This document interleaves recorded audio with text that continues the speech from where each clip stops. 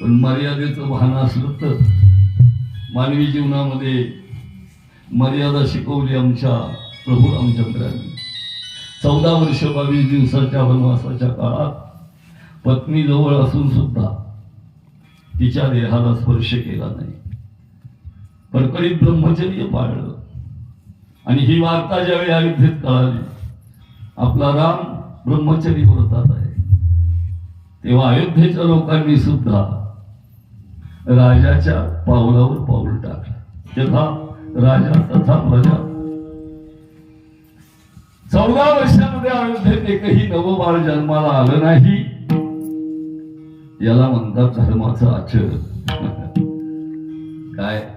जानकी वैदेही अर्थात भूमिजा किंवा सीता जवळ आहे, पण मर्यादा ही विद्यापीठातून मिळवलेली पदवी नाही, ती वनात राहून इंद्रिय निग्रह करून मिळवलेली अमर पदवी आहे. आणि तो राम आता कुंभमेळा झाला ना नुकताच, संत महात्मे साधू वैराग्यवान पुरुष हिमालयाच्या गुहा सोडून खाली आले. ते नुसते दिसायला वैरागी नाहीत, जटाधारी नाहीत, नुसता भक्ती हा त्यांचा प्रांत नाही, तर वेळेला शत्रूशी 2 हात करण्याची क्षमता ते ठेवतात. 500 वर्षापूर्वी बाबराने राम मंदिर पाडलं, त्यावेळी 2,74,000 नागा साधू आणि अघोरी संप्रदायाच्या साधूंनी आपलं बलिदान दिलं.